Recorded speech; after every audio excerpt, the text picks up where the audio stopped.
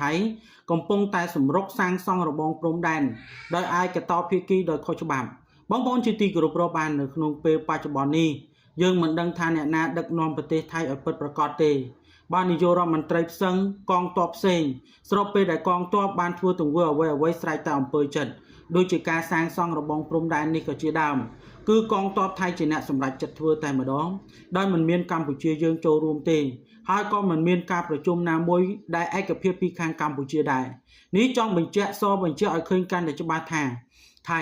កំពុងតែប្រព្រឹត្តដោយឯកតោភាគីនិងកំពុងតែប្រព្រឹត្តដោយខុសច្បាប់នៅលើដែនអធិបតេយ្យភាពកម្ពុជាដែលពួកគេចូលកាន់កាប់ដោយខុសច្បាប់ដោយការប្លន់និងដោយការធ្វើសង្គ្រាមឈ្លានពានតែម្ដងរហូតមកទល់នឹងពេលបច្ចុប្បន្ននេះការឈ្លានពានរបស់ថៃលើដែនអធិបតេយ្យភាពកម្ពុជាគឺមានច្រើនទីតាំងហើយមិនត្រឹមតែប៉ុណ្ណោះពួកគេបានព្យាយាមសាងសង់របងព្រំដែនព្យាយាមបោះបង្គោលថ្មីបាទដោយកងទ័ពថៃហើយកម្ពុជារបស់យើងគឺតែងតែចេញមកផ្កោតទោសជាបន្តបន្ទាប់ចំពោះទង្វើទាំងអស់នេះបើយោងទៅតាមការផ្សាយរបស់កាសែតថៃខៅឈុតឯណេះបានបញ្ជាក់ថាថៃកំពុងតែសម្រុកធ្វើរបងព្រំដែននៅតំបន់សំខាន់ដោយកងទ័ពបានកំណត់រួចហើយបងប្អូនជាទីគោរពរាប់អាននេះយើងចង់បញ្ជាក់ថាកងទ័ពថៃនៅក្នុងពេលបច្ចុប្បន្ននេះមានសិទ្ធិអំណាចជាងនាយករដ្ឋមន្ត្រីទៅទៀតយើងមិនដឹងថាអ្នកណាជាអ្នកដឹកនាំប្រទេសថៃឲ្យពិតប្រាកដទេតើកងទ័ពឬមួយក៏រដ្ឋាភិបាលអនុទិនបើសិនជានាយករដ្ឋមន្ត្រីជាអ្នកដឹកនាំប្រទេសចុះហេតុអ្វីបែរជានាយករដ្ឋមន្ត្រីមិនអាចបញ្ជាកងទ័ពឲ្យបញ្ឈប់បានឬមួយក៏នាយករដ្ឋមន្ត្រីថៃជាអ្នករៀបចំសេណារីយ៉ូនៅពីក្រោយឬមួយក៏គ្រាន់តែជានាយករដ្ឋមន្ត្រីទិញម៉ងលើកបន្ទប់បាទដើម្បីចាំតែធ្វើតាមអ្វីដែលកងទ័ពរបស់ថៃដាក់របបពាក់ព័ន្ធជាមួយនឹងបញ្ហានេះយើងងាកមកមើលនៅក្នុងនោះផងដែរកងទ័ពថៃសម្រេចបាននៃការសាងសង់របងដល់ 45% នៅក្នុងគម្រោង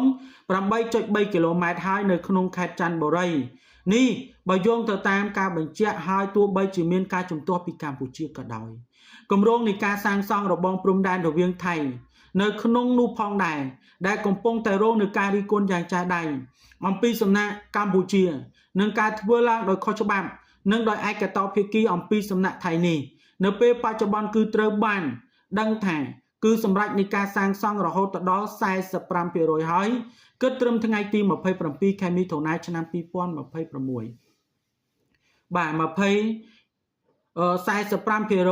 អញ្ចឹងមានន័យថាធ្វើចិត្តបានពាក់កណ្ដាលហើយនៃរបងព្រំដែនដែលមានប្រវែងរហូតដល់ 8.3 គីឡូម៉ែត្របើយោងទៅតាមការផ្សាយរបស់ខៅសុតដដែលបានបញ្ជាក់ថាការចុះផ្សាយនេះបង្ហាញអំពីគំនូរនៃរបងបេតុងដ៏រឹងមាំដែលសាងសង់ដោយកងទ័ពថៃនិងបំពាក់ដោយបន្លាលួសពីលើហើយត្រូវបានភាគីថៃសម្រុកសាងសង់យ៉ាងលឿននិងយ៉ាងតក់ក្រហល់បំផុតនិងអ្វីដែលគួរឲ្យកត់សម្គាល់នោះបងប្អូនប្រជាពលរដ្ឋថៃនិងក៏ដូចជាអ្នកតាមដានស្ថានភាពព្រំដែនសម្ដែងនឹងការមិនពេញចិត្តយ៉ាងខ្លាំងដោយសារតែការសាងសង់របងបេតុងនេះត្រូវបានធ្វើឡើងព័ទ្ធជុំវិញនិងក៏ដូចជាគ្របដណ្ដប់នៅលើបង្គោលព្រំដែនប្រវត្តិសាស្ត្រនិងដែលទទួលស្គាល់ដោយបារាំងសៀមនិងដែលមានអក្សរសៀមក្រុងសៀមនិងដោយគ្មានកិច្ចព្រមព្រៀងពីភាគីកម្ពុជានោះឡើយការរំលោភបំពានលើកិច្ចព្រមព្រៀងនិងច្បាប់អន្តរជាតិបានធ្វើឡើងដោយឯកតោភាគីនឹងការបន្តសាងសង់របងបែបនេះគឺជាសកម្មភាពរបស់ថៃដែលធ្វើឡើងតែម្នាក់ឯងដោយរំលោភទៅលើគោលការណ៍ពិភាក្សានិងមិនដែលទទួលបាននៅការឯកភាពយល់ព្រមពីរដ្ឋាភិបាលកម្ពុជាណាមួយនោះឡើយការខុសច្បាប់ព្រំដែនតាមគោលការណ៍ច្បាប់អន្តរជាតិកិច្ចព្រមព្រៀងទ្វេភាគីកន្លងមកតំបន់ព្រំដែនគឺមិនទាន់ត្រូវបានកំណត់ខណ្ឌសីមាដាច់ស្រឡះហើយមិនទាន់ត្រូវបានអនុញ្ញាតពីភាគីណាមួយឲ្យធ្វើការកែសម្រួលភាពដើមឬក៏សាងសង់នៃសំណង់រឹងមាំឡើយសកម្មភាពរបស់ថៃពេលនេះគឺត្រូវបានចាត់ទុកថាជាការរំលោភបំពានលើដែនអធិបតេយ្យភាពកម្ពុជាយ៉ាងណាមិញការរំលោភបំពានកិច្ចព្រមព្រៀងនឹងច្បាប់អន្តរជាតិធ្វើឡើងដោយឯកតោភាគីហើយការសាងសង់របងព្រំដែននេះគឺជាសកម្មភាពដែលភាគីថៃធ្វើឡើងតែម្នាក់ឯងគឺមិនមានកម្ពុជាចូលរួមនោះទេដោយរំលោភទៅលើគោលការណ៍ដែលមិនទទួលស្គាល់ដោយឯកភាពនិងយល់ព្រមពីរដ្ឋាភិបាលកម្ពុជាឡើយ ហើយខុសនឹងច្បាប់ព្រំដែននិងគោលការណ៍ច្បាប់អន្តរជាតិនិងកិច្ចព្រមព្រៀងទ្វេភាគីកន្លងមកតំបន់ព្រំដែនដែលមិនទាន់បញ្ជាក់ខណ្ឌសីមាដាច់ស្រឡះនិងមិនត្រូវបានអនុញ្ញាតឲ្យភាគីណាមួយធ្វើការកែប្រែស្ថានភាពដើមឬក៏សាងសង់សំណង់រឹងមាំនោះឡើយសកម្មភាពរបស់ថៃនៅពេលនេះត្រូវបានចាត់ទុកថាជាការរំលោភបំពានយ៉ាងធ្ងន់ធ្ងរនិងការរឹតបន្តឹងផ្នែកសន្តិសុខខុសប្រក្រតីនៅក្នុងសកម្មភាពដែលគេមើលឃើញវត្តមានរបស់កងកម្លាំងប្រដាប់អាវុធដែលឈរជើងល្បាតនិងដែលបង្ហាញអំពីការប្រើប្រាស់អេរយាប័តឥទ្ធិពលយោធាដើម្បីបំពានដោយខុសច្បាប់របស់ខ្លួននិងរារាំងតវ៉ាផ្សេងៗនៅសកម្មភាពដោយឯកតោភាគីរបស់ភាគីថៃនៅក្នុងការសាងសង់របងព្រំដែននេះហើយកំពុងតែបង្កើតឡើងជាការប្រមូលផ្ដុំនៃរលកនៃភាពតានតឹងមួយថ្មីមកទៀតនឹងធ្វើឲ្យប៉ះពាល់ដល់ទំនាក់ទំនងអ្នកជិតខាងល្អប្រជាជនកម្ពុជាភាគច្រើនកំពុងតែអំពាវនាវឲ្យមានការត្រួតពិនិត្យ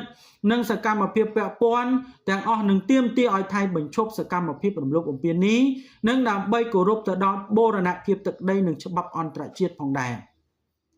បងប្អូនជាទីគោរពរាប់អានឥឡូវនេះយើងអាចសពបញ្ជាក់ឃើញកាន់តែច្បាស់ហើយ